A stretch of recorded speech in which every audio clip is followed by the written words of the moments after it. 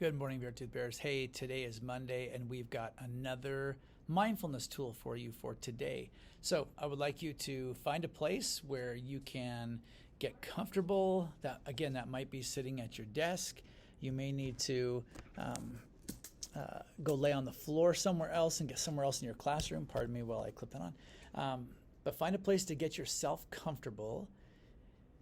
I'll give you a few seconds to get into that space. And then I want you to start, excuse me, I want you to start thinking about your breathing. Focus on your breath. Focus on feeling your breath, where your anchor is. Again, some people focus on their breath through their nose. Again, I like to lay down and put my hands on my stomach to feel the rise and fall of my breathing. Just helps me focus in on my breathing better. So find a place, focus on your breaths. And I want you to start trying to really think about your own thoughts. And today's mindful tool really comes from kind of how our brain is programmed. So hopefully right now you have gone to your spot.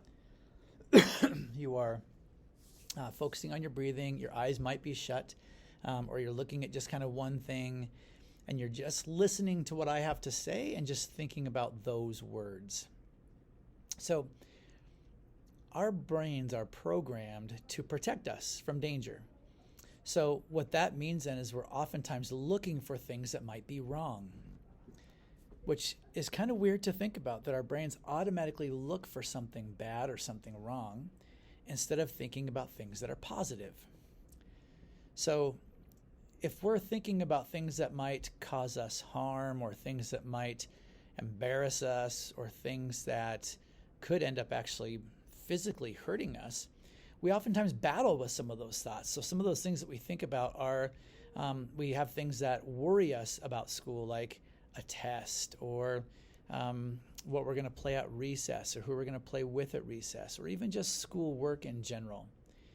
And our minds go to that place to protect us, so we have to force our mind to think about how things could go well instead of how things could go bad, because we oftentimes just think about how things can go bad. So right now I want you to think about the things you have coming up today, and I want you to think about how they could come out well. Now, athletes do this, and they call it visualizing. And I know when I was an athlete and I was involved in my sport, I actually had national trainers that would come and walk us through how to visualize. I can't do that with you here. I don't have the time, and we don't have the number of sessions. But visualizing just means that you can close your eyes and you can see it going perfectly in your mind. Athletes do this all the time. Even, it doesn't matter what the sport is.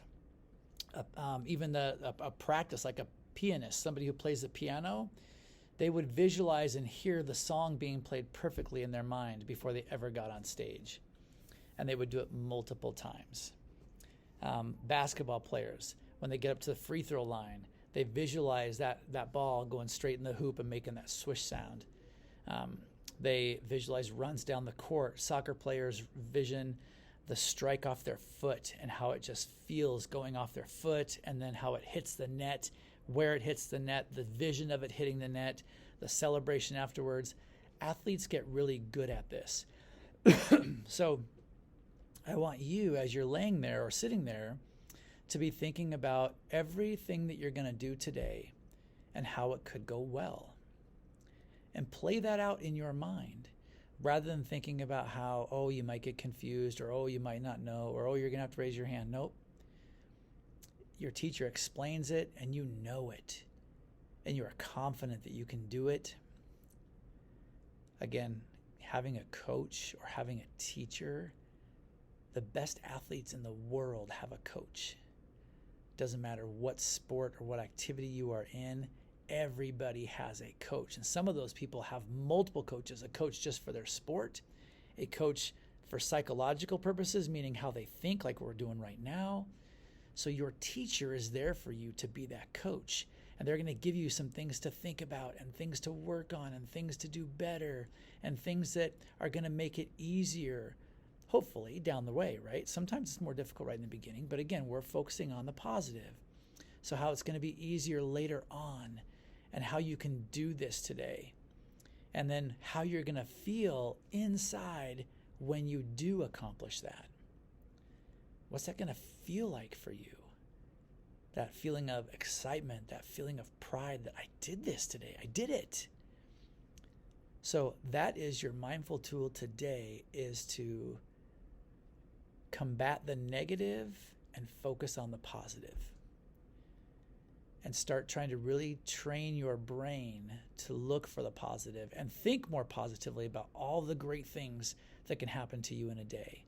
All the great things. The high five you're going to get at the door. Maybe you need a hug when you come in the door. Maybe you want a hug when you come in the door. High five, hug, handshake. Walk in, see Mrs. Strout, Miss Natalie, and they're going to be smiling at you, waving, saying hello and good morning. You're going to get to your classroom. Your teacher's going to greet you and be excited to see you. You're going to sit down and have your morning circle, and you're going to share, and then you're going to switch gears and get into like your reading group or your math group, and you're going to rock that today. And there's not going to be any words that trip you up, and if they do, you're going to just break it apart, and you're going to figure it out because you can. And you're going to finish your reading group, and you're going to go to your small group work, and you're going to do everything the teachers ask you to do, whether that's the must-dos, the can-dos, both of those things, and you're going to feel good about that at the end of the day. Even just at the end of that time block. You're going to go out to recess. You're going to have fun with your friends. It's going to be a beautiful day. It's a little foggy this morning, so it looks kind of cool outside. Then you're going to come back in, maybe have a snack real quick before you start the next thing. See how I'm doing that? You just work through your day. All right. You might need just a couple more minutes to finish working through your day, and then you can open your eyes, sit up, take a look at your teacher to let your teacher know you're ready. And I hope you can will the day to be a great day, meaning you can focus so well that the day just goes exactly like you're thinking. Now, there's going to be little bumps, right? We always have little bumps, little challenges. But you can overcome those, and you can be resilient, and you can persist, and you can do great things. I believe in you. Hope you have an awesome day. We'll talk to you soon.